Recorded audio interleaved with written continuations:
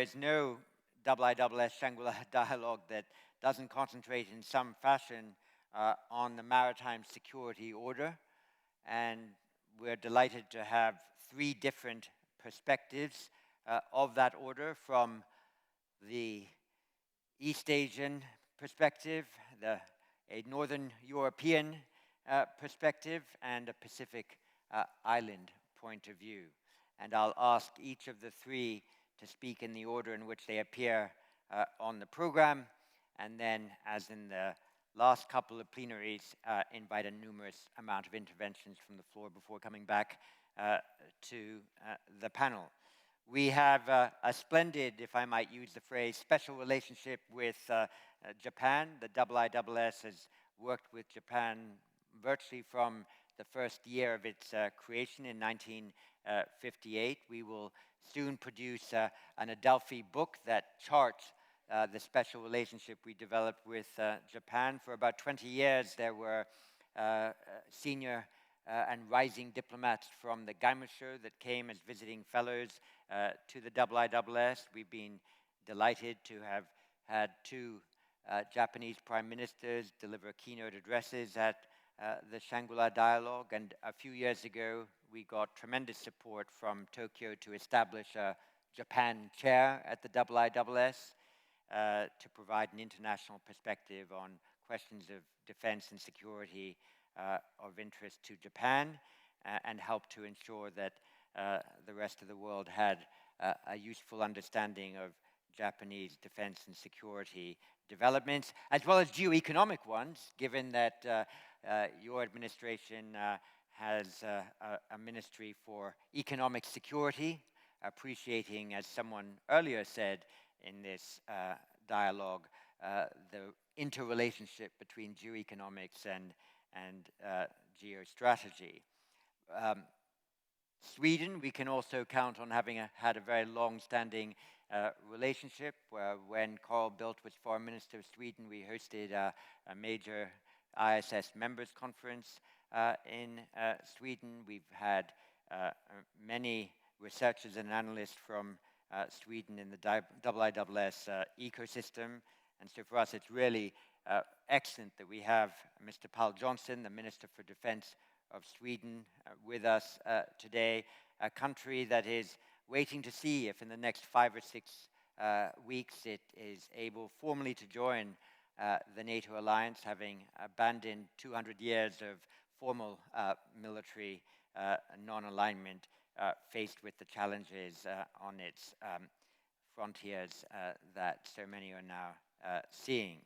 And for the second year in a row, we have a senior representation from the important Pacific island state of Fiji, Tikoduadua, the Minister for Home Affairs and Immigration. In the conversation we had just earlier before this plenary began, I promised him that we would work more widely with the Pacific Island states to ensure that a stronger cohort of them were present here at the Shangri-La Dialogue. And in fact, we are hoping at the IISS to be able to develop a medium-sized event that brings together some of the small island states of the Pacific Ocean with some of the small island states of the Indian Ocean to compare their experiences, especially in the realms of climate security and building resilience and sustainability, a national concern of most island states around the world. So with that prefatory introduction that has allowed more people to enter into the room and ensure a good audience for our speakers, could I please invite Hamada-san to take the floor. Thank you very much, sir.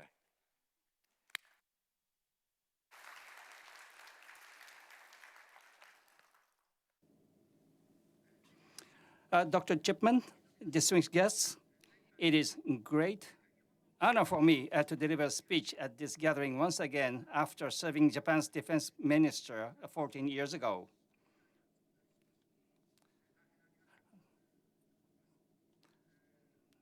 Now, I would like to express my sincere gratitude to the International Institute of Strategic Studies and Singapore government for hosting this dialogue. And I'm also extremely privileged to join with the Minister Jonson of Sweden and Minister Tikoduadua of Fiji. Now, we stand at a crossroad.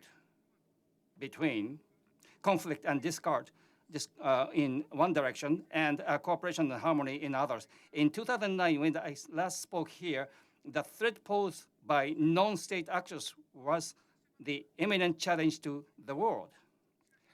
Today, however, competition and conflict among the states have once again emerged as urgent challenges.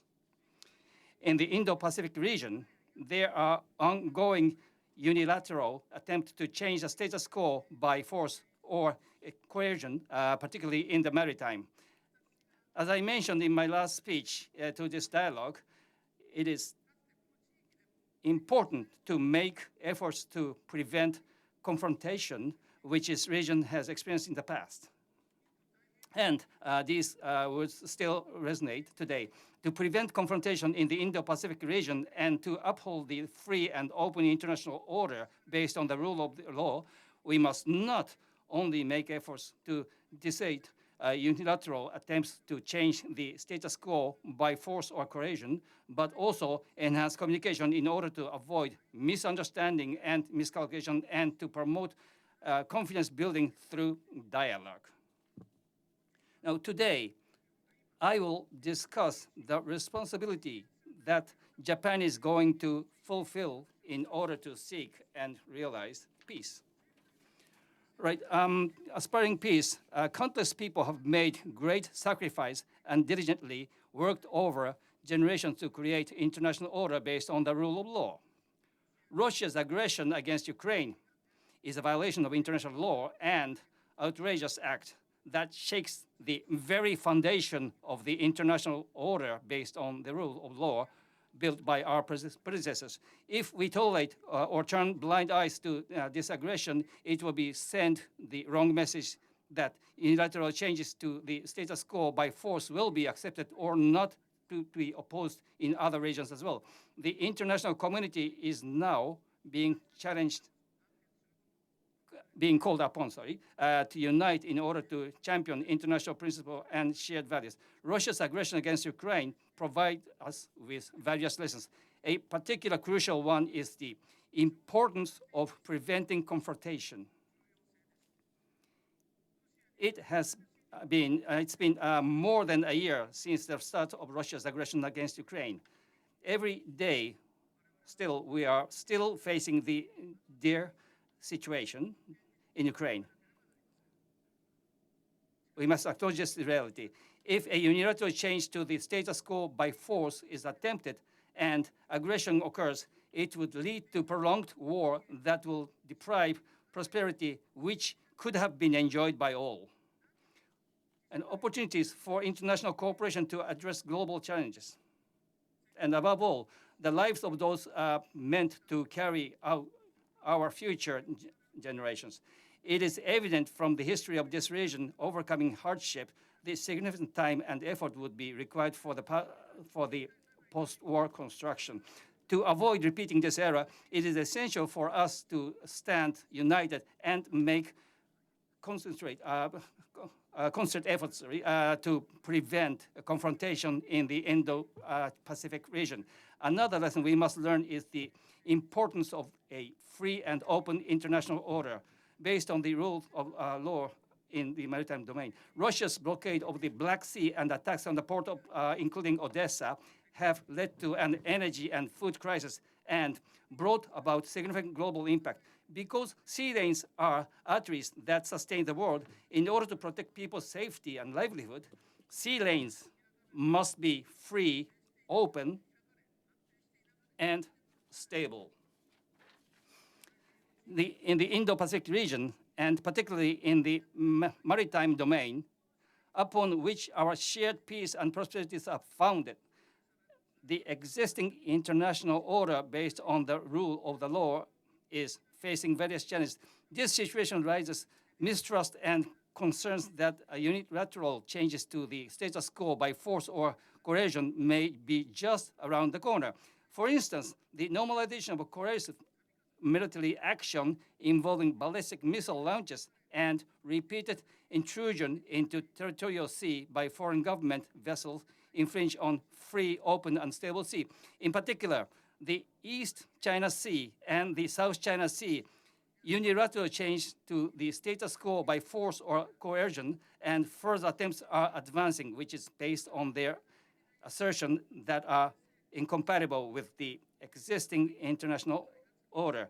Moreover, the use of the influence acquired through the economic coercion and through the development finance with lacking transparency and fairness can be seen affecting coastal countries sea lanes. Additionally, in the underwater domains, such as regarding undersea cable, risks including human errors or international destruction are becoming apparent.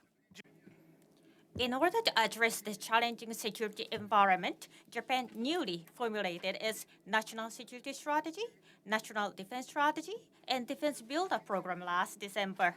Under these strategic documents, we aim to prevent confrontation and uphold the free and open international order based on the rule of law.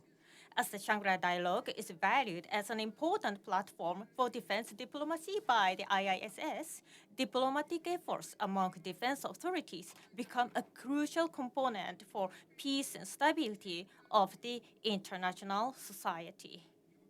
In order to contribute to diplomatic efforts by the whole government of Japan, the Japan Ministry of Defense will proactively promote diplomatic efforts in defense sphere for peace among defense authorities of each country and fundamentally enhance its own defense capabilities.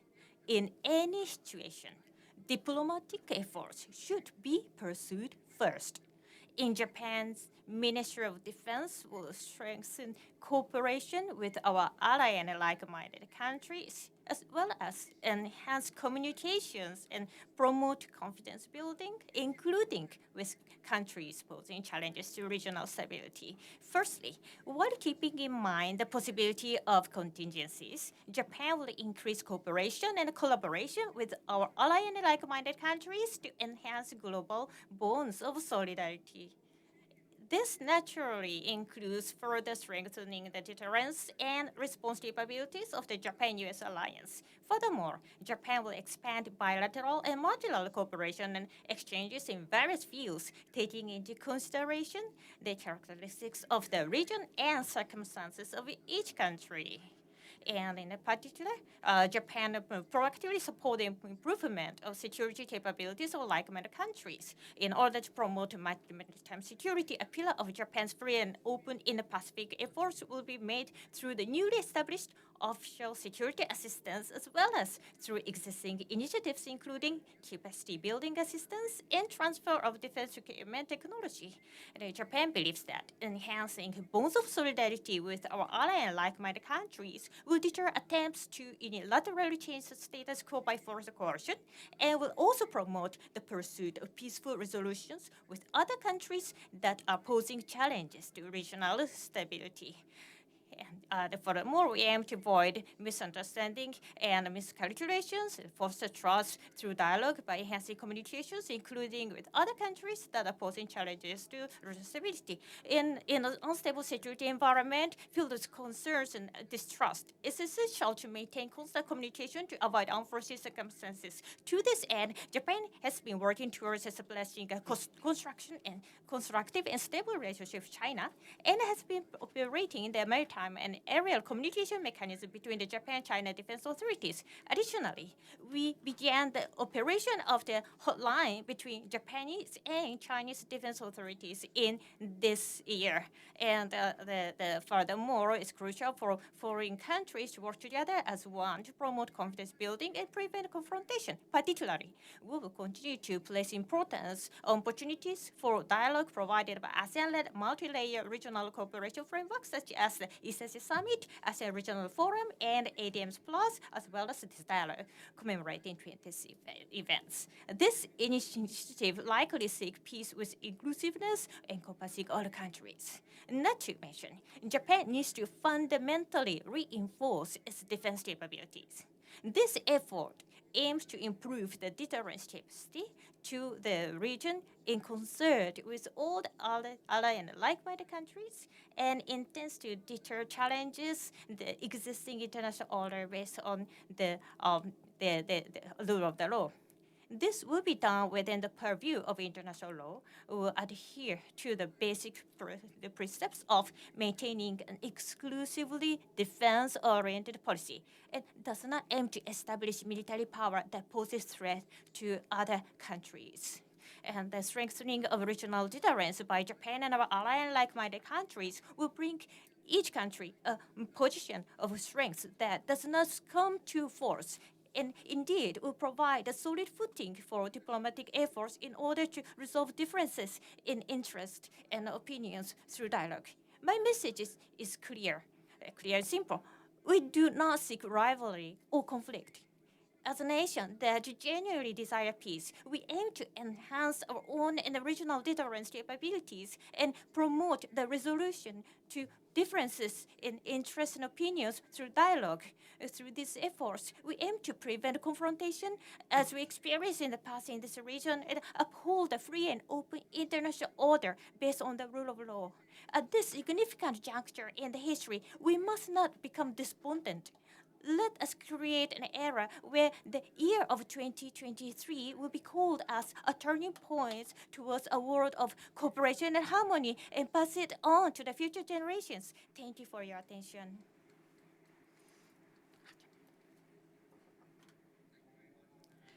Hamada Daijin. Particularly for outlining how you are intending to improve your deterrence and responsive capabilities. That naturally requires an increase in defense expenditure.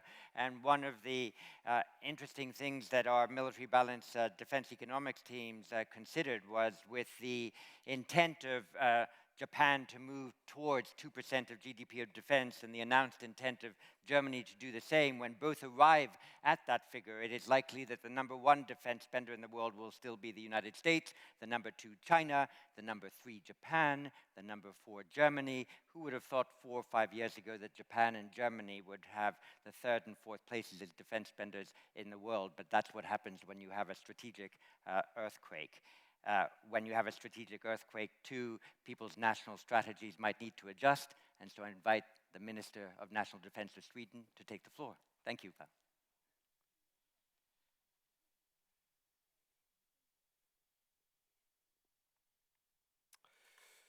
Your Excellencies, distinguished guests, ladies and gentlemen, it's a great honor and a great privilege to be attending my first Shangri-La dialogue and to do it in such a distinguished panel, so I greatly appreciate that opportunity. My message also is that the security of this region is increasingly linked to the Euro-Atlantic security, and I'm also happy to be part of a strong European delegation here at the Shangri-La dialogue. And I think it's paramount that we have a vibrant strategic dialogue between the Euro-Atlantic community and the Asia-Pacific region. And I think that the value of that cannot be overestimated. For Sweden, this is indeed a special time, and it's a defining time. We are currently holding the EU presidency, the EU Council presidency, and we are on the threshold, hopefully, of becoming a full-fledged member of the alliance. And as Dr. Shipman said, this is a rupture of 200 years of military non-alignment and neutrality. I always say there are two defining dates why we made this step. The first is on the 17th of December 2021, when Foreign Minister Lavrov presented a legally binding treaty stating there would be no further NATO enlargements to the east, and that Sweden and Finland would not be allowed to join NATO. That was blatantly stating that Sweden and Finland would be part of Russia's sphere of interest. That was totally unacceptable for us. The second date that is paramount to understand why Sweden made the choice also to join NATO is on the 24th of February 2022. Then, of course, it was rampantly clear for us two things. Russia is willing to take greater political and military risk than many thought would be likely. The second aspect of why we took that decision is, for us, it was clear that NATO supports its partners, but it defends its allies. We looked at Ukraine, of course, was also a partner to NATO, but if you're not part of Article 5 and NATO's common defense planning, you don't have the same kind of protection as if you're a full-fledged member of the alliance. I just want to say that as in reference also to our big rupture right now on being on the verge of joining NATO. Now, the global threat landscape is shaped by increased great power competition and rising tension, both regionally and globally. Basic norms such as rule of law, respect for human rights, free trade are also under increasing pressure. The same also applies to the rules-based international order that was established after the Second World War. The EU and the Asia-Pacific are closely linked, both politically and economically, given the interdependence of the economies and their many common global challenges. Trade between Asia-Pacific and Europe is on a global scale second to none. Asia-Pacific also includes 4 of the EU's 10 largest trading partners. Sweden alone have more than 300 companies operating here in Singapore, for example. With its important waterways, Asia-Pacific is of utmost importance for EU trade. This includes, of course, also the Strait of Malacca and the South China Sea. The mutual dependency between the Euro-Atlantic and the Asia-Pacific areas entails both opportunities, but this also means that we have to pay close attention to a broad spectrum of risk, from conflicts to supply line chain disruption. The brutal Russian invasion of Ukraine and Russia's imperial ambition to expand its spheres of influence is closely followed here also in Asia-Pacific. And let me say that Sweden has been very committed to the territorial integrity and freedom of Ukraine. We have made decisions to provide tanks, to provide infantry fighting vehicles, artillery system, and air defense systems to Ukraine. And when we do that because we also invest into our own security. Because supporting Ukraine is also investing in the rules-based world order. And for us, being a small country and a trading country, the rules-based order is very important for us. Earlier today, we heard Secretary Austin outline the important relations between the United States and its allies in the Asia-Pacific. It will make its mark on the security dynamics between our regions. The state of the Asia-Pacific is evolving more maritime security order, is the reflection of the global security situation. That requires cooperation and unity around defending the rules-based international order. The problems we see today are systemic and they will be with us for the long haul, but the problems can be managed and they can be mitigated if we act decisively and in concert. I think that the watchword to work must be unity, cooperation, and having a long-term perspective. Upholding the rules-based order is also the key when it comes to the maritime domain. I represent a country with an open economy, heavily dependent on trade and connectivity. And Sweden is a firm supporter of the law of the sea, the principle of the freedom of the sea, and in particular the freedom of navigation. Today, the freedom of navigation is being challenged in the Black Sea, in the High North, and also in the South China Sea to an extent that is unparalleled since the end of the Cold War. UNCLOS is a cornerstone to the international rules-based order of the oceans and the seas. The convention provides predictability and a basis for the peaceful use of the oceans, maritime security, and international cooperation and friendly relations among nations. The EU's maritime security is currently being updated and expected to be finalized soon. The strategy will include proposals for joint efforts for the protection of critical infrastructure at sea. Some of the EU's fundamental interests are focused on ensuring resilience and protection of critical maritime infrastructure, and that's both onshore and offshore. A number of risks and threats should be addressed. This includes the effects of climate change, foreign direct investment. This could be done by promoting information exchange and surveillance of critical maritime infrastructure, including undersea cables as well as on ships and port security. We are all dependent on marine infrastructure on the seabed. Our houses are heated or cooled by energy from the pipelines. Our electricity passes cables on the seabed, and our access to the internet relies on signal cables on bottom of the sea. These resources are difficult to protect, not at least due to the vast distances of the ocean. The sabotage of Nord Stream 1 and 2 pipeline in the Baltic Sea in 2022 made clear that we need to step up work on protecting infrastructure in the maritime domain. This is of utmost importance, but at the same time also very difficult to do. An incident in one country's maritime domain highly affects the other countries around the globe. In the work to increase the protection and surveillance of maritime infrastructure, and understanding of all the movements at sea is crucial. For this, I think it's really crucial that we enhance maritime domain awareness, and I think that's the key. Given the distances, the challenging environment, and the transnational nature of the threat, it's crucial that the countries work together to successfully handle maritime security. A good example of that is the Horn of Africa, where several multinational constellations counter threats, such as piracy at sea. Maritime security has global implications, and it's not just a matter for neighboring countries. And that's also a reason why Sweden has been part of Operation Atalanta since 2009. Operation Atalanta is imperative for the protection of sea lines of communications, which are important for transporting goods and protection of the World Food Programme transports. It's a matter of a cost-effective, non-duplicating cooperation and the creation of a common understanding of the maritime security landscape. Finally, I would just like to point out 3 areas where I think that Sweden and the EU can make a difference to strengthen the ties between the Euro-Atlantic area and the Asia-Pacific.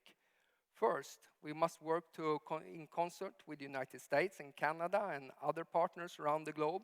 Close transatlantic coordination and partnership with like-minded countries in the Asia-Pacific is crucial for our common maritime security. That brings me to my second conclusion. The EU and the Asia-Pacific partners face increasingly similar security challenges and threats. It's essential to cooperate and build partnership. We attach great importance to the deepening partnership in the region for shared security, connectivity, and sustainability. The recent successful Indo-Pacific Ministerial Forum in Stockholm was a concrete manifestation of this. Regional cooperation in formats like ASEAN are really crucial. For the EU and NATO, cooperation with Asia-Pacific is becoming increasingly important. It concerns, for example, the EU strategy for cooperation with Indo-Pacific. NATO cooperation with partner countries in the Asia-Pacific forms an important part of NATO's 2030 agenda. This forum of cooperation range from safeguarding rules-based international order and increased maritime presence to secure trade routes and to address hybrid threats and eliminate other climate threats. Since long, Sweden contributes to security in the region in concrete ways through our substantial defense cooperation, especially when it comes to underwater capabilities and air defense and sensor systems with many countries in the Asia-Pacific. In addition, Sweden can offer expertise when it comes to the total defense concept, something we worked along with together with Singapore, where we have competences when it comes to hybrid threat, disinformation, and cyber. And here we believe that we have a mutual interest in deepening cooperation with our partners. Sweden also takes it seriously our contribution to peace and stability on the Korean Peninsula. This marks the 70-year anniversary of the NNSC mission, where Swedish soldiers have served on the border since 1953. Finally, I would like to highlight 3 areas, the third areas we can cooperate, and I think that's when it comes to innovation and joint capability building in the field of defense, where there is great potential for development. Cooperation on emerging and disruptive technologies is key for achieving this. In many countries in the Asia-Pacific are well advanced, both in terms of civil and military technology, and there is much to be gained from working together, but also building partnership based on common interests and technology transfers. To sum up, my message is that the security between our regions is increasingly interlinked, and we must deepen our partnership. Thank you very much.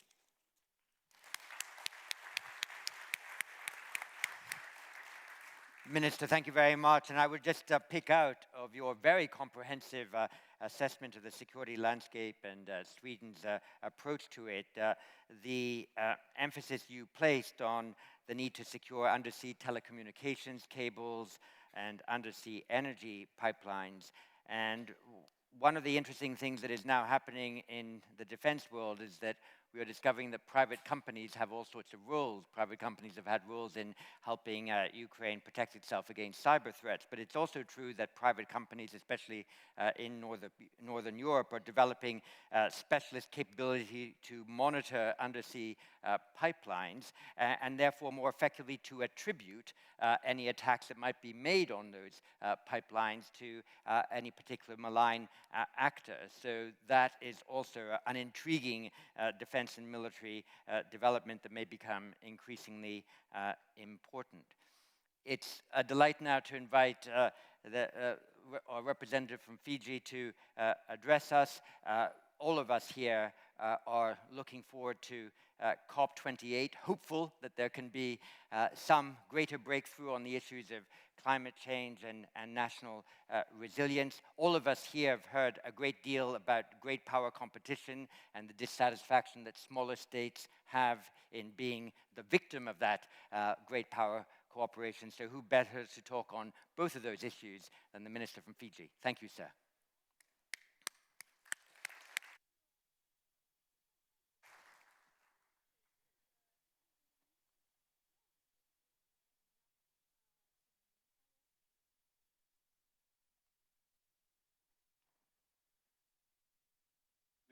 Bulavinak, and a very good afternoon to you all. Distinguished leaders, government ministers, senior officials, business leaders, and security experts. I thank Director General Dr. John Chipman for the excellent task in moderating this plenary. Also to the previous speakers, and an absolute pleasure to share this forum with you both. Thank you.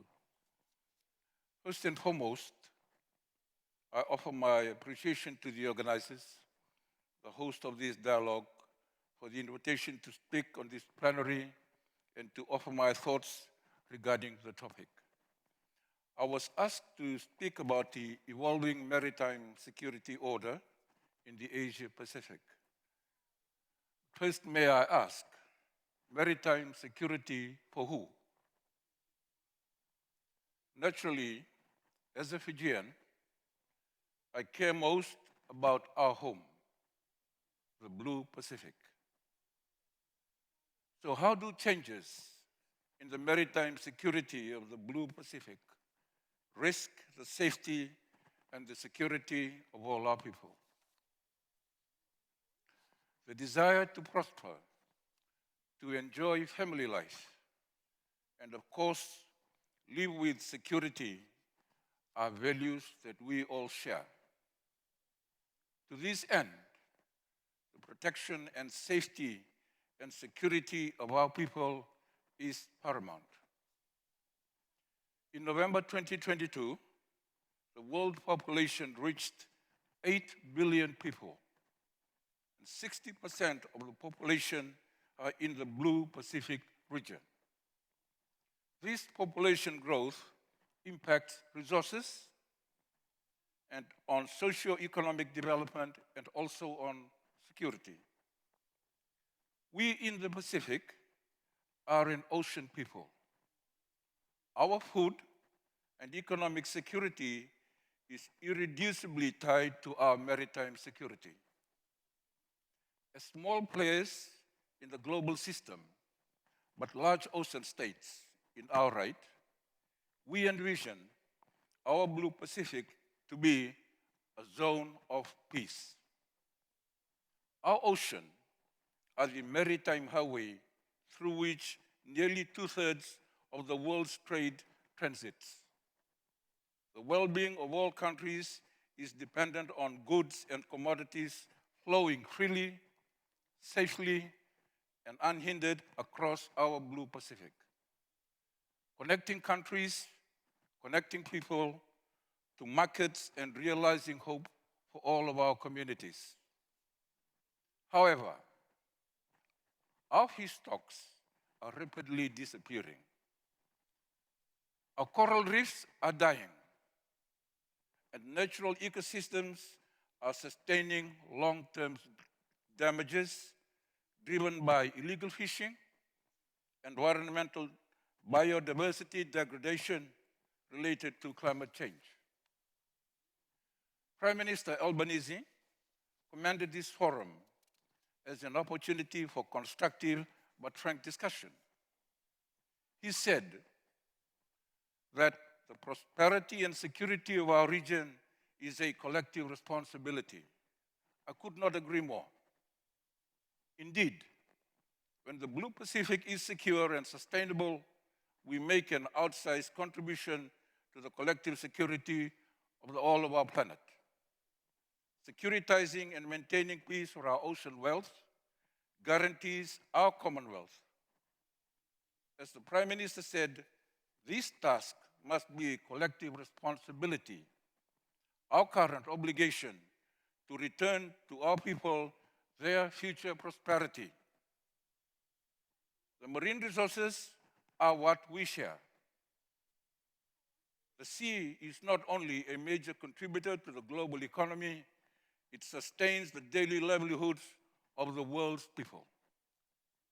As mentioned by Prime Minister Albanese in his keynote address, Fiji is also thankful that our Pacific Islands Forum is unified. This unity is a precondition for dialogue, and such dialogue is precondition for collective security. For many years, Fiji and other Pacific Island nations have advocated at global platforms about the challenges that we are facing. And yet, each year, the trends of climate change and its related impact on food, water, health security continue to accelerate.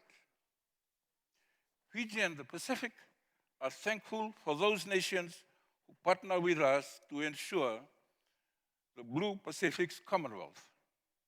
With the multiple global crises we face, we need the community of nations to listen and act.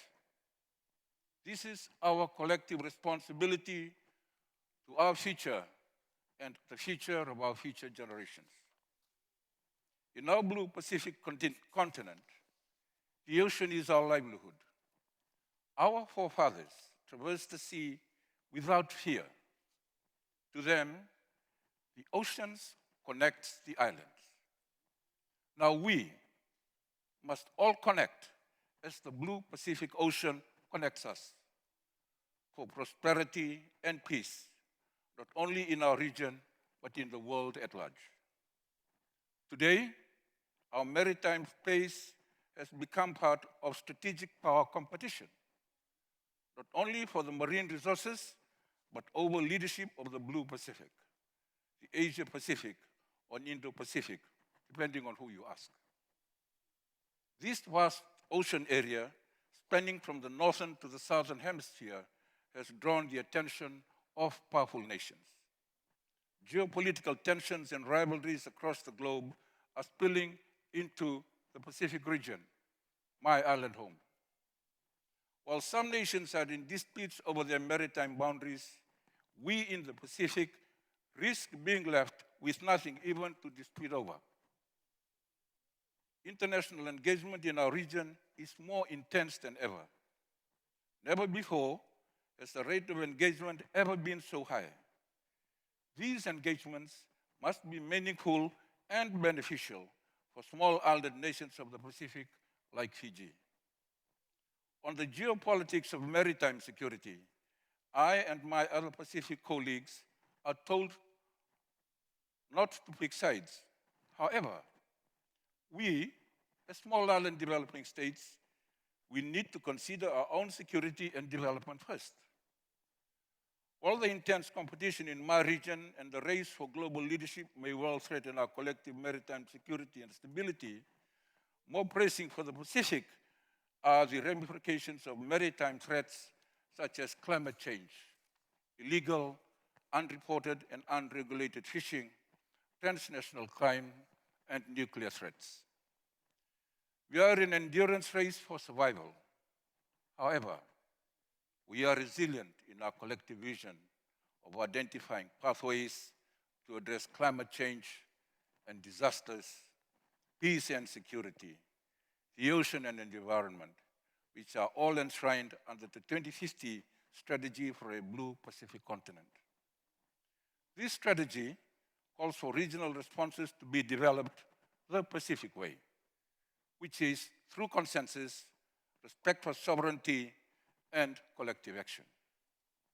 Whilst our concerns may vary from country to country, what we can agree on, for most of us here sitting in this room, is that maritime and climate threats, if left neglected, will be a loss for us all. Now, when you come to Fiji and the Blue Pacific region, first think about the maritime security of the region you are in.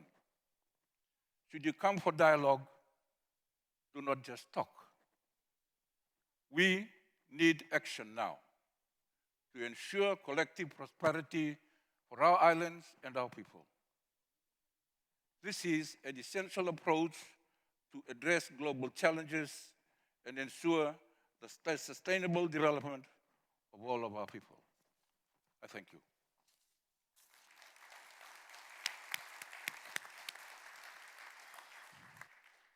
Thank you very much, Pio Tikoduadua, for that statement, and particularly for your penultimate appeal.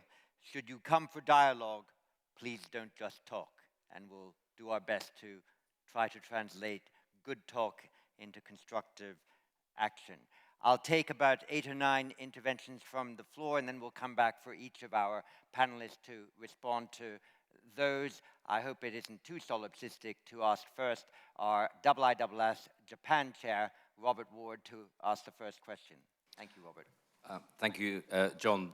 2 questions, if I may, for Minister Hamada. The first is, in Japan's new national security strategy, there was a strong emphasis on strengthening Japan's defense industrial base. Where do you see the immediate priorities for achieving this, with particular reference perhaps to Japan's defense firms? And second, given the welcome recent improvement in Japan-ROK relations, where do you see the most productive areas for bilateral cooperation in the area of security? Thank you. Thank you very much. And from Singapore, Jia Yang Chong. Thank you. So my question is for Minister Hamada as well. You talked about deterrence in your remarks. However, deterrence, as we know, requires both credible assurance and credible threat. And there needs to be a calibration of both as in a highly dynamic situation. How do you propose that Japan puts forward sufficient threat and sufficient assurance such that we don't get a spiraling of uncontrolled security dilemma, or that deterrence is ineffective? Thank you. Thank you very much. And perhaps now I'll turn to a green parliamentarian from the European Union and from Germany, Reinhard Buttifuoco. Thank you, Dr. Chipman. I have 2 questions to the Swedish minister. First, Minister, you reminded us that in 2021, Russia signaled its intent to extend its sphere of interest even beyond Ukraine, including Sweden and other countries. Against that backdrop, how do you respond to proposals that would cement Russian imperialist conquests in Ukraine? Could such politics help European peace? And my second question, what should the EU contribute, in your opinion, to the defense of stability and deterring of use of force to change the status quo across the Taiwan Strait? Thank you. Thank you very much. And from Brunei, Asura Saleh. Thank you very much. This question is directed to the Fijian minister. In your opinion, how would you balance Fiji's defense and foreign policy as a small Pacific island state amidst increasing major power engagement with existing lacking basic maritime law enforcement capacity gaps within Fiji? Thank you very much. And from China, Daipeng Chi. My question to the ministers from Japan and Sweden. I'm glad to hear that you said Japan wants stable relations with China, Minister. My question is that in Europe Atlantic region, we have seen the NATO expanding, tried to contain Russia. But this way did not work. As one consequence, and then the Europeans have got a war in Ukraine. Now in Asia Pacific, the US and its allies, including Japan, seems to follow the suit, try to contain China. So have you ever thought that whether this way of containing itself is a problem or it's a kind of failure proved by the war in Ukraine? Thank you. Thank you. And from the UK, Bill Emmett. Thank you, John. Well, perhaps I will disappoint our Chinese friend by asking a question also of Minister Hamada about force posture within the Japanese defense plans. There has been an enormous amount of understandable interest in your national security strategy and in the defense spending plans, but a key part of that, particularly which is pertinent to how quickly you will have a deterrent effect, is about how you deploy your forces. Can you give us some indication of, in particular, how soon you expect to have forces deployed on your southern islands, the Nansei Islands, such as Yonaguni, and therefore within the immediate environs of a contingency in Taiwan? Thank you very much. And from Australia, Kim Bergman. Kim Bergman from Asia Pacific Defence Reporter, and my question is to Minister Jonson. Sweden and Australia used to have a very dynamic security relationship. Over the last few years, that has faded away. Do you think there are further opportunities from Sweden, or has the AUKUS agreement meant that you're sidelined forever? Sorry, you meant Swedish relationship with who exactly? Sorry, Kim? Sweden and Australia. Sweden and Australia, thank you. Just to make absolutely certain I caught that as well. Thank you. And from Japan and also the IISS, Mariko Togashi. Thank you, John. So my question goes to Minister Hamada. I'd like to ask you about the official security assistance that you touched on, which I believe and hope will contribute to increased deterrence in the region, but may require careful operation than ODA, especially given how ODA has been strategically effective in the region. So how do you plan to expand this program in terms of countries and types of assistance? Thank you. Thank you very much. Nick Childs. Thank you, John. I'm afraid another question for Minister Hamada. You mentioned that Japan is fundamentally reinforcing its defense capabilities in the context of the evolving security situation. Also in that context, one of your Izumo-class warships has just emerged from a major refit, the Kaga, that will allow it to be the first of these ships fully to be able to operate in effect as an aircraft carrier, operating the F-35B Joint Strike Fighter. I wonder if you could set out how you see the concept and intention for operating these ships in order to maintain and support maritime security in the region. Thank you. I've got 3 more interventions left, unless there's an additional one before I come back to the panel, but I want to put in my own question to the minister from Fiji, if I could, to make certain that he has more than 1 or 2 questions to answer.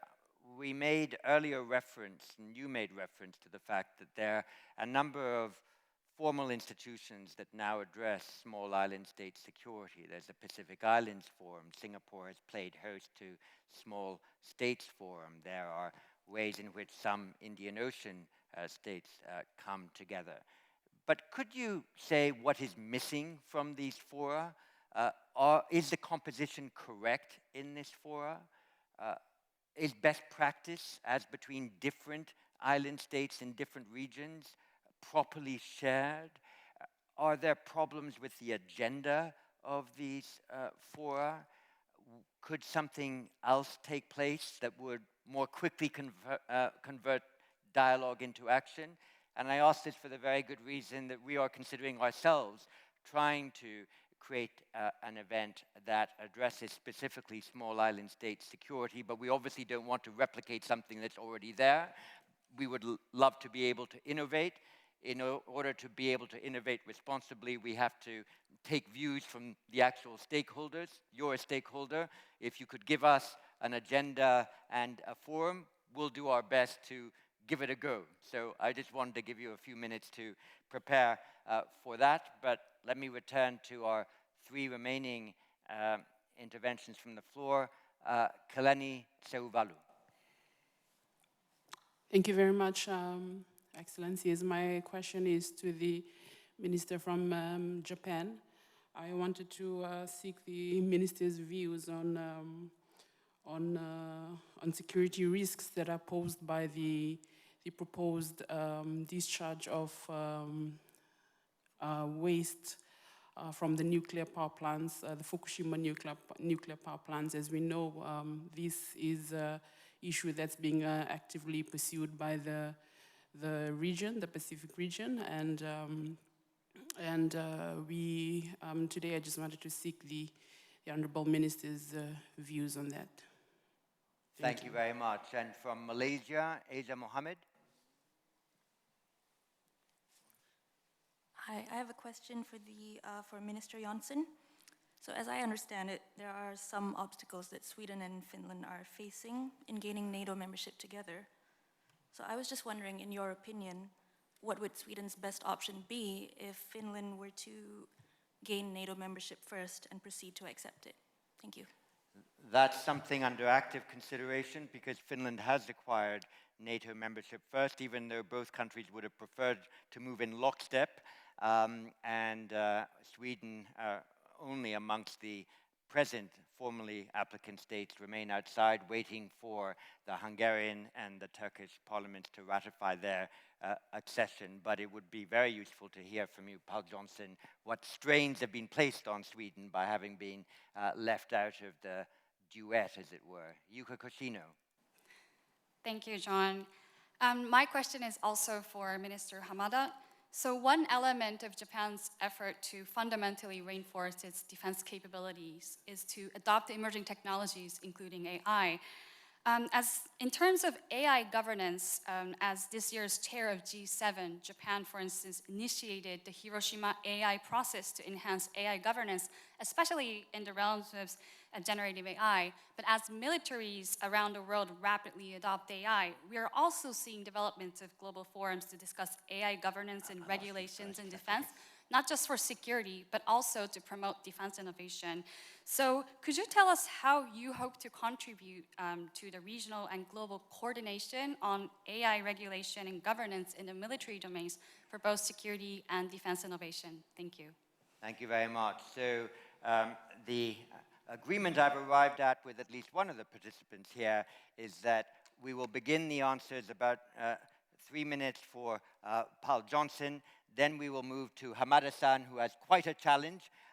So you get a little bit more time, 5 or 6 minutes, and then we will conclude with the Minister from Fiji, if we may. Thank you very much. Let's go in that order. So, Mr. Jonson. Thank you very much, Dr. Chipman. 5 questions in 3 minutes is quite a tall order. But let me start with Ukraine. And we stand by Ukraine's territorial integrity and its unviolated borders going back to 1991. Everybody wants peace, but no one wants peace more than the Ukrainian population. And yes, there might be negotiations, but there has to be if and when the Ukraine and the Ukrainian people want that. Otherwise, we're going to be rewarding Russia for starting this unprovoked and undefendable war. This is really a war of choice, not a war of necessity, where moral clarity is crystal clear. So we're standing behind Ukraine, and that's how we see it. Now, on NATO expansion, I'm not comfortable talking about NATO expansion. I much rather talk about NATO enlargement, because what this is about is what kind of European security order we should have. And I strive for having a European security order where all countries make their sovereign decision by themselves if they want to join EU and NATO. And NATO has never pushed itself on anyone. It didn't push itself on Sweden or Finland or the Baltic state or Poland. It was these states who wanted to join NATO. And I think the bar of a good and free and open Europe is when everybody can decide their own path to security, including if they want to have NATO membership or not. I think that's really crucial. Now, what role can we play in the Asia Pacific? I was alluding to it before. Also, I think we are not necessarily a provider of hard power, but we do have assets and capabilities on our industrial base. We do very well on innovation and connectivity. We can work with partners when it comes to hybrid threats, disinformation, and cyber. So I think those are some of the added value as a security partner we can have in the region. Now, on Sweden and Australia, I'm very hopeful. It's true, we had a very good, close relationship also before. I think the three things that are great with Sweden and Australia we have a strong people-to-people relationship. I very much also appreciate Australia's strong commitment to supporting Ukraine, its participation in Interflex, providing also military support for Ukraine. And we have, I think, also expanding defense industrial ties as well, which I'm very hopeful for the future. Now, last point as well, since we're running out of time here, but very important. So where do we stand with our possible accession into NATO? Now, listen, we have an invitee status of 31 member states, and 29 out of 31 ratified our application in the record space. We are respectful of the fact that it's only Turkey who can make Turkish decision. It's only Hungary who can make Hungarian decisions. We have a trilateral MOU between Turkey, Sweden, and Finland. Sweden has worked very, very hard to implementing that MOU, and we will continue doing that after we join the alliance as well.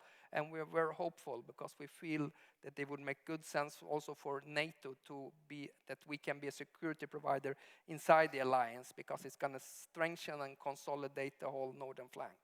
If Russia had one objective with Sweden and Finland, I think it was to keep us outside of NATO. And I always call this unprovoked war that Russia started against Ukraine as the mother of all unintended consequences for Russia's strategic thinking, because it ended up with 1,300 kilometer longer border with NATO.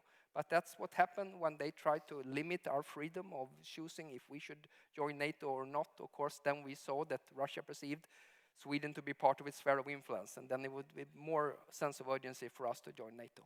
I'll stop there. Thank you. And if I might add also for the questioner one short thing to read, it would be your Prime Minister's article a few days ago in the Financial Times, when he described one of the results of that trilateral cooperation being a modernization and renovation of your counterterrorism legislation in Sweden that was done respectful of the interests of some of the other countries that were expressing some concerns. And I think it's an interesting article to read. Hamada-san. 大変多くの質問をいただいてしまったので、きちっと全部に答えられるかどうかというのは自信がございませんが。I'm sorry. I'm not sorry. I'm not sure whether I can answer to all the questions because there is so many questions. But I think I have very important question that I definitely have to attend to. So the Fukushima's the wastewater discharge. So how to treat the water that contains the nuclear nuclear some of the discharge, and I think it's very important so that we share the information. So always that we did IAEA to check and invite many scientists to check. And we did the assessment of the safety. We confirmed the safety, And with the full understanding, we decided to discharge, and we have been building all these activities. And in order to give you the sense of security and remove all your worries, we'll do our very best. And next is about AI. This is very important and the most important issue right now, I think. And for this matter, that we are still at the starting of the discussion, and we will hear a lot of countries' opinions, and it's very, very important to deepen our discussions on the matters that's seen as a problem. And regarding the AI, we will continue the discussion and want to achieve the resolution to the problems. And next is the defense expenses. So our idea towards security, there are many other issues, many problems in many regions in the world, and the security environment is changing so much. And for Japan to protect ourselves, how much should be in our scope, that we have been always thinking about it with the simulation, and we have built up all the information and summed up all the figures, and then we have announced the amount. So if this is amount that we should be able to manage if we spend this amount, and we have received the instruction from the Kishida to go for this fundamental the enhancement, and we have come out of the 3 strategic documents, and then we are working on it, and in this coming 5 years, so there are some criticism that we are receiving, for example, how to deal with the missile problems and having the counter attack the capability, and some people said it's no point having it, but in order to attend to all these concerns, we have done the thorough review on our defense expenses. And as you know, it's very, very clear, and also it's mentioned in the Constitution that we will never go for we will concentrate, we will focus on the defense alone, exclusively defense. And we believe that by the diplomatic means, we will strive to resolve the conflicts. So when we enhance our the defense the capability, still the diplomatic effort is more important. So I think someone asked about the relationship with South Korea. In many senses, the security environment is getting more and more tough in many directions. So it's very important to have a good relationship with the South Korea. Having this in mind, in March this year, so we had a summit with the Japan and South Korea, and so we towards the South Korea and Japan, the security strategy. So we are working on it, and then we are in the major the trend of the enhancing the relationship with them. Is that we are striving for the prosperity and the safety of the Indo-Pacific, and we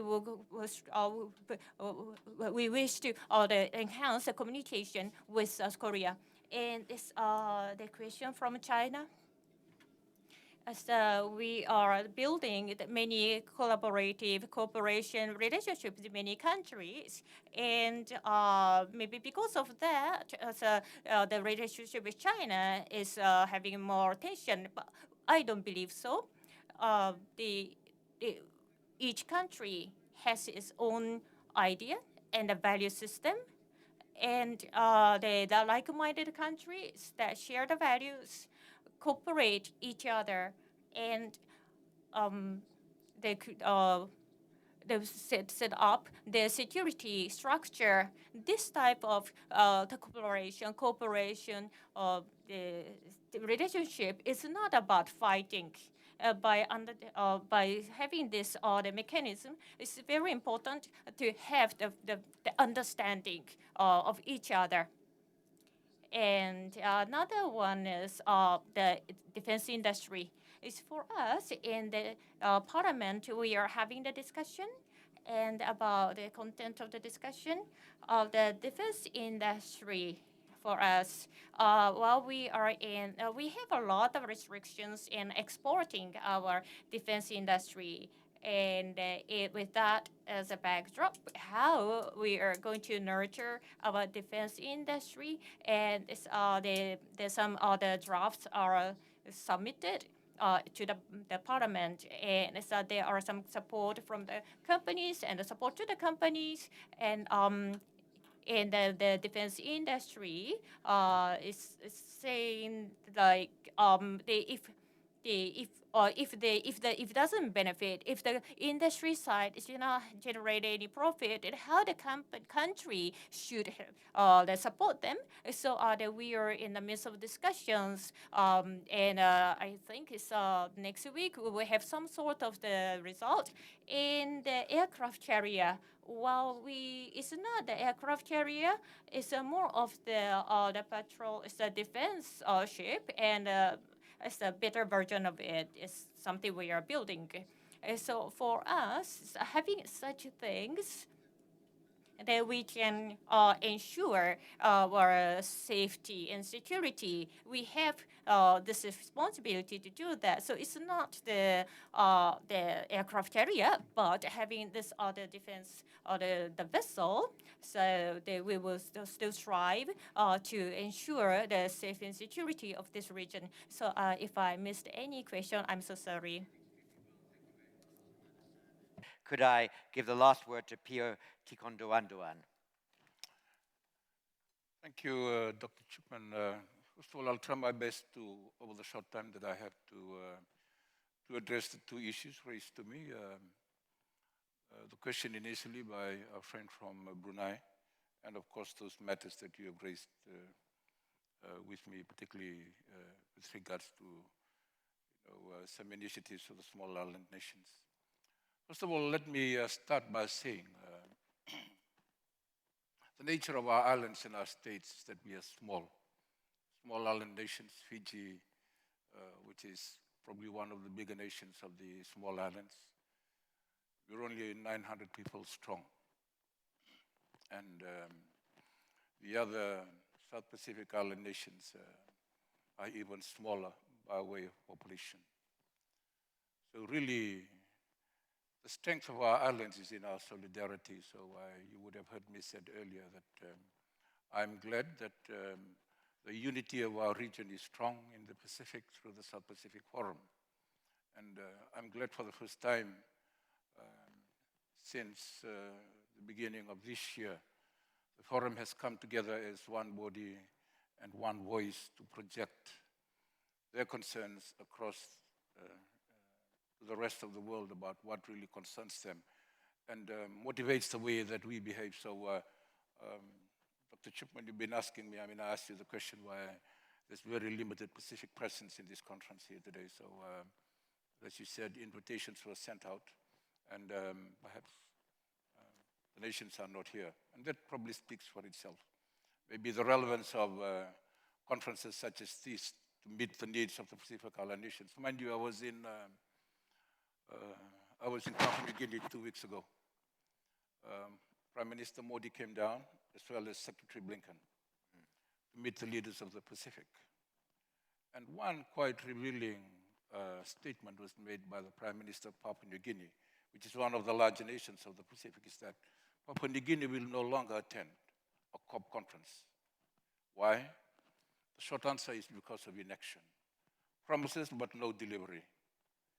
Now, for the benefit of the people that are gathered here, for small island nations, of course, we are big Pacific ocean states. But these oceans that comprise, that make up the larger portion of our size, actually really is our biggest risk also. Once we feed from it, it is also drowning us at the same time because of climate change. So if you see the Pacifics are not, small island nations are not attending individually, it might mean to be telling the rest of the world, maybe it's time for you to pay up. Because we are the recipients of the damages that is caused by a global emission, global heating up of the ozone, and the consequent actions. So, and when we live in a region which is now at the center of geopolitics, and as I said earlier, the world superpowers are flying down to Fiji every day, trying to gauge where we stand in the current conflicts up in the Ukraine. Whilst we sympathize with them, it's happening on the other side of the world, and the issues across the Taiwan Strait. But because we are a region where much of the transactions of the world is happening, the voices of our people are important. But we feel as a Pacific people that we are not being heard.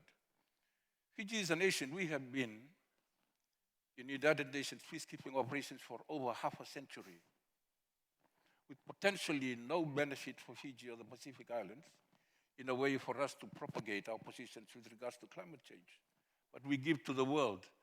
So, as a representative of a small island country and small island states, I'm a small, soft voice, really, in a larger world where there are bigger problems, but our problems are also required to be heard as well. So maybe there needs to be some stronger persuasion and be relevance for our attendance to be, to be equal partners in making the world safer. We're talking about defense of big countries around here. And like I said, this is security for who? We live in the same ocean. We take it completely differently. Our security is our survival, our food. And our lands are getting drowned over by the oceans. Not of our own making, but of others. So maybe international conferences such as this could lead to more of these issues, and maybe because then they would be able to contribute to global peace and solidarity around our region. And maybe we'll see less of our conflict coming into the future. So I thank you. I'm sorry if that really does not answer most of our questions, but really reflects some of the needs that we have and that we face as small island developing states and how we relate to the superpowers of the world. And so as they say, if elephants make love or fight, the grass still die. So as small island countries, always the consequences are almost similar. So anyway, I thank you. Thank you very much. Well, we will continue our dialogue with you and with others in the Blue Ocean to see if there is a particular event that could concentrate completely on your interests and focus the attention of others on issues other than a great power rivalry in the small island states fora. We are approaching 3:58. We began this morning at 8:35. We promised to conclude by 1600. I'm within 90 seconds of completing on that promise, but I want, first of all, to ensure two things. First of all, that you take a very good refreshment break over the next hour and that you distribute yourselves as you like, as between the three simultaneous special sessions that begin at 5 p.m. But before you do that, please thank our three panelists for their tremendous presentations and their contribution to the dialogue.